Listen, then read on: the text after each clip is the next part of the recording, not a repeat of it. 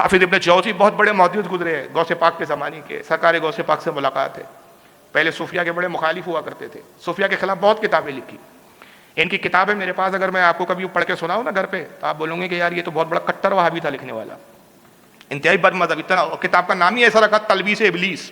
تلبیس کے معنی ہوتے ہیں دھوکہ، ابلیس کے دھوکے. اور اس میں یہ پوری کتاب میں انہوں نے اس کا نام اس لیے رکھا کہ جتنے صوفیہ ہیں ان کو شیطان نے ابلیس نے دھوکے میں مبتلا کر رکھا. وہاں بھی ان کو بہت مانتے ہیں اور بدبخت کیا کرتے ہیں. اب سنیوں کا پرابلم یہ ہے کہ علم وسیع ہے ہی نہیں ہمارے یہاں، تو جب بھی صوفیہ کے خلاف مناظرے ہوتے ہیں تو ابن جوزی کی کتاب لاتے ہیں اور کہتے ہیں دیکھو حافظ ابن جوزی اتنے بڑے امام ہے وقی عبد الرحمن، پورا نام ہے ان کا عبد الرحمن ابن جوزی، دیکھو انہوں نے یہ لکھا ہے صوفیہ کے بارے میں، انہوں نے یہ لکھا ہے. تو اب جن کا علم وسیع ہے تو وہ جانتے ہیں کہ بیٹا کس کو دھوکہ دے رہا ہے. یہ اس وقت کی کتاب ہے کہ جب وہ صوفیہ کے خلاف تھے.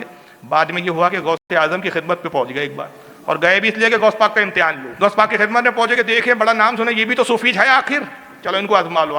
اس دور میں تو صوفیوں کے تاجدار ہی یہی بنے بیٹھے ہوئے، اگر انہی کو زیر کر دیا تو بھیا سارے صوفی تو پھر اپنی جیب میں ہے. وہ امام عبد الرحمن جوزی پہنچے اور ایک آیت پڑھی ہے. انہوں نے کہا کہ حضرت اس کی تفسیر کیا ہے. اب وہ سوچے بھائی مولوی آج بھی تو نہیں ہے، جب جواب نہیں دے پائیں گے تو پھر میں تنقید کروں گا. صوفی بنے بیٹھے ہیں اور حالت یہ ہے کہ قرآن کی تفسیر نہیں جانتے. تو غوث پاک نے کی ایک تفسیر بیان کی تو انہوں نے کہا یہ تو تفسیر میں جانتا ہوں. دوسری تفسیر بیان کی ابن جوزی نے کہا میں یہ بھی جانتا ہوں. پھر تیسری تفسیر بیان کی، کہا اس کی ایک تفسیر یہ بھی ہے. ابن جوزی نے کہا یہ بھی میں جانتا ہوں.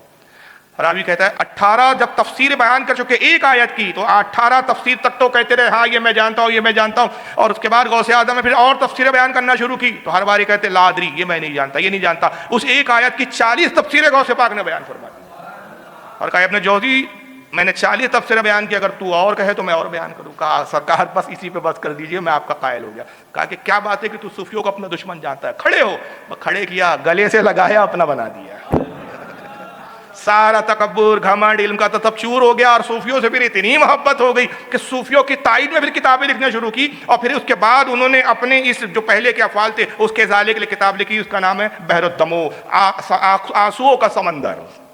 بحر الدموع یعنی آنسوؤں کا سمندر، کہ اب میں رو رہا ہوں کہ مجھ سے کیا ہو گیا. لیکن بدعقیدہ بابڑا کیا کرتا ہے، پہلی والی کتابیں لاتا ہے مناظرے میں.